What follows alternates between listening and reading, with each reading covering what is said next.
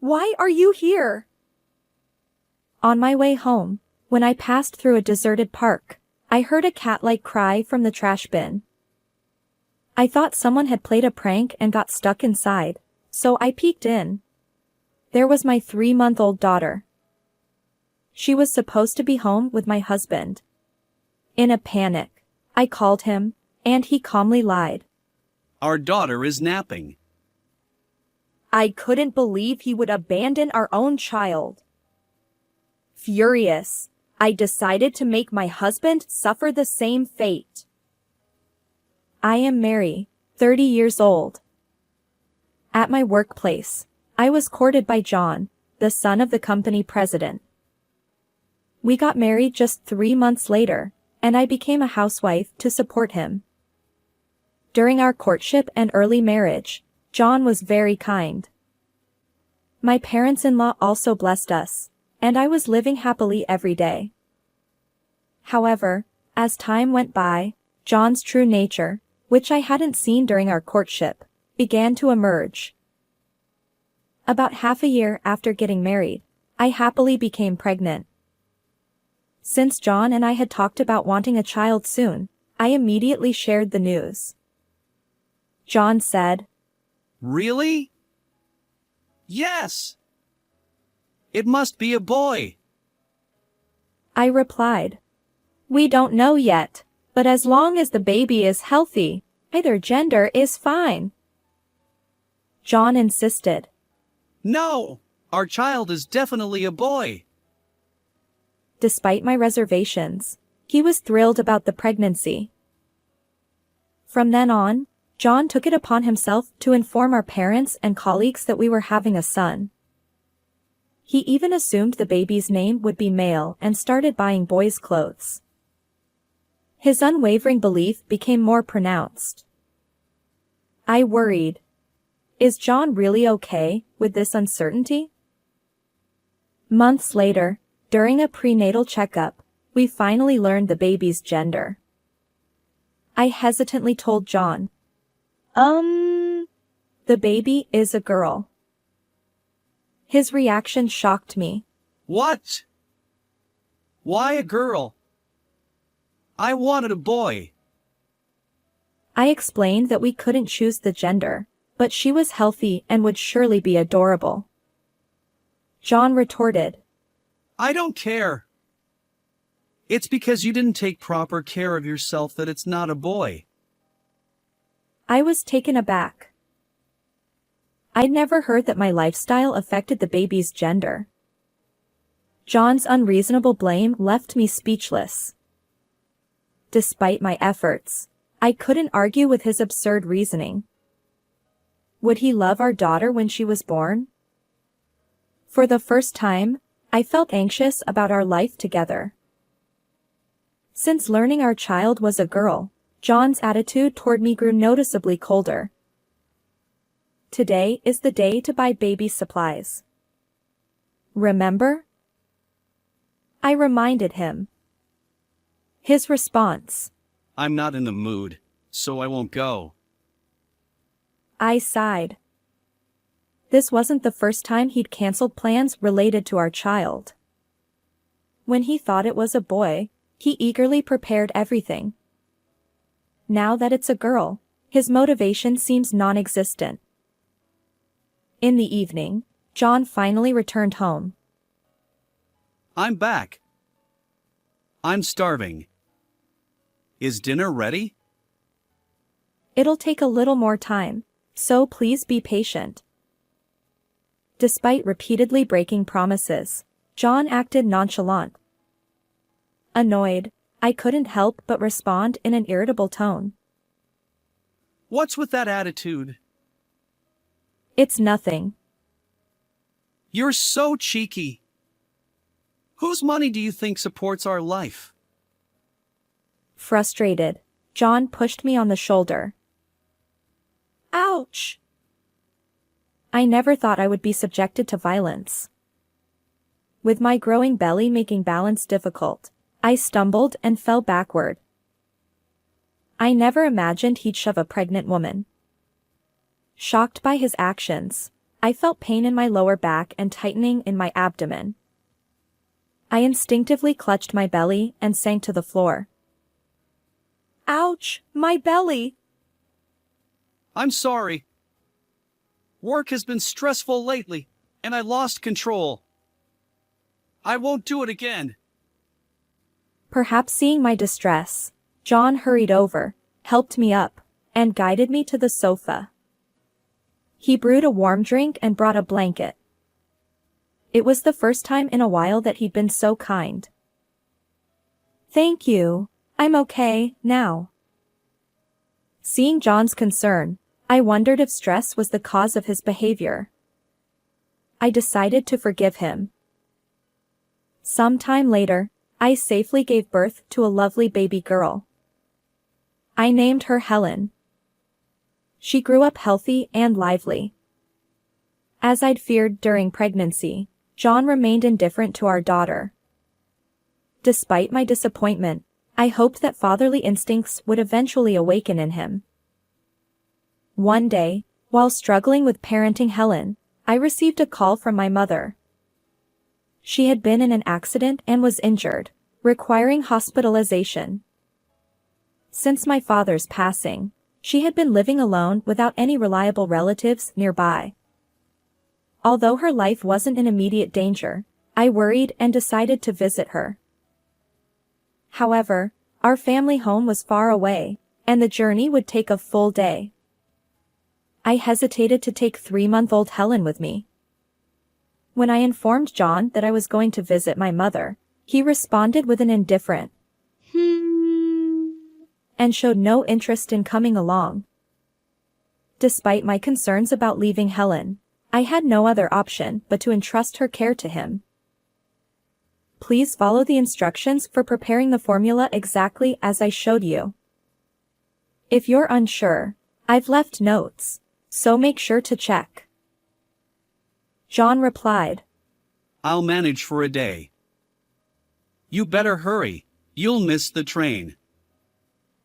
Reluctantly, he agreed to take care of Helen during my absence. Initially, he wore a displeased expression, but after repeated requests for his cooperation in parenting, he seemed to understand. He even made an effort to learn about feeding and diaper changes. Perhaps this was an opportunity for John to grow as a father. On the morning of my departure, I left with hopeful expectations, torn between my responsibilities and my longing to see my mother. After a long journey, I safely reunited with her. She appeared more spirited than I had anticipated. With hospital arrangements settled, I stayed overnight at my childhood home. The next day, I had planned to spend the morning with my mother before returning. However, she called early, suggesting I come back sooner for Helen's sake. Worried about our child, I had initially told John I'd return in the evening. But I changed my plans, opting to take the first train home. As a result, I arrived at our nearest station well ahead of schedule, eager to see Helen. I walked briskly toward home. Wait, what's that sound? Along the path from the station to our house, there was a sparsely populated park. As I passed through, I heard something resembling a baby's cry. I glanced around, but there was no one else, no parents with children or anyone else nearby. It must be my imagination, a baby wouldn't be here. Perhaps it was just a kitten's mewing. Despite my rationalization, curiosity got the better of me, and I entered the park to investigate. As I walked, guided by the sound, it seemed that the cries were coming from inside a trash bin. Perhaps someone had played a prank, trapping a creature inside. Feeling sorry for it, I opened the lid to rescue whatever was stuck. But to my surprise, it wasn't a cat, it was Helen. What? Why is she here? I exclaimed. There she was, my daughter, Helen. Panic surged through me, but I quickly lifted her out of the trash bin. Helen cried intensely, but as I held her, she gradually calmed down. She looked at me and even managed a little smile. Relieved by her well-being, I sighed. But how could this be? Helen was supposed to be home with John. I hurriedly called John. Hello. How's Helen? John replied nonchalantly. Oh, she's napping, so no problem. I couldn't believe his obvious lie. Still, I managed a response and hung up. John likely had no idea I'd changed my plans and was already near home. He thought Helen's situation wouldn't be discovered, so he lied to me. Hearing his words, my trust and affection for him crumbled audibly. John had always wanted a son. Since Helen's birth, I hadn't seen him show any affection toward her. I hoped fatherly instincts would eventually emerge, but it seemed my wish fell on deaf ears. How could he abandon his daughter like this? Unforgivable. I resolved to seek revenge against John for subjecting my precious daughter to such cruelty. For now, what should I do? Taking Helen back to John's house was risky. After careful consideration, I decided to take her in a taxi to a certain location. As night fell, I returned home according to my original schedule. When I opened the front door, John came running from the back of the room, looking frantic. It's terrible. I accidentally fell asleep, and Helen is gone. She must have been kidnapped. That's serious. Let's call the police right away. I decided to play along with his story. The police? Isn't it too early for that? My mention of the police visibly unsettled him. Ignoring his reaction, I pretended to report the situation on my phone. John panicked and knocked the phone out of my hand. His face contorted, and he was breathing heavily. I steeled myself and got to the heart of the matter. Actually, did you take Helen somewhere? What? You suspect me? But Helen might have been abducted, and you haven't even contacted the police. Doesn't that seem strange? Caught off guard, John couldn't come up with an excuse. He became defensive. I did it to test your trust in me. Just as I thought, you don't believe in me. He started blaming me with intense anger. What? You don't understand? And what does Helen have to do with this? Tell me, where did you take her? As I glared at him, John softened his angry expression and smirked. Ha ha ha, too bad. Your precious Helen is in the park's trash bin. What? Are you insane? Of course. By now, she's probably been taken far away or become crow food. That's cruel. Is this how a father behaves? Enough. It's your fault for not giving birth to the son I wanted. You've embarrassed me. John admitted to being the culprit but continued to shift blame onto me. He had done something outrageous and was now trying to pin it on someone else.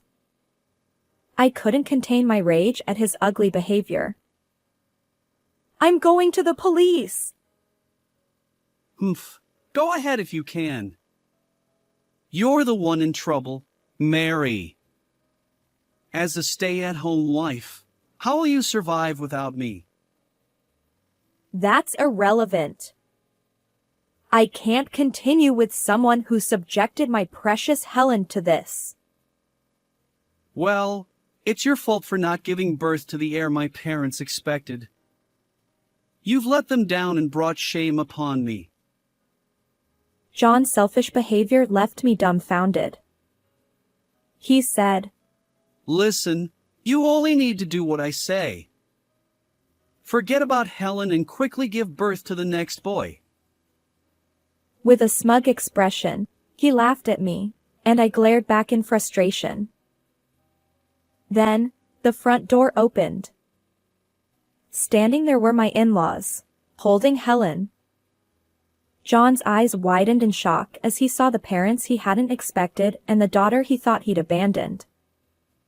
He nervously wiped his forehead, sweating. The truth was, after ending the call with John at the park where I found Helen, I took a taxi to my in-laws' house. I happened to find Helen and rescued her.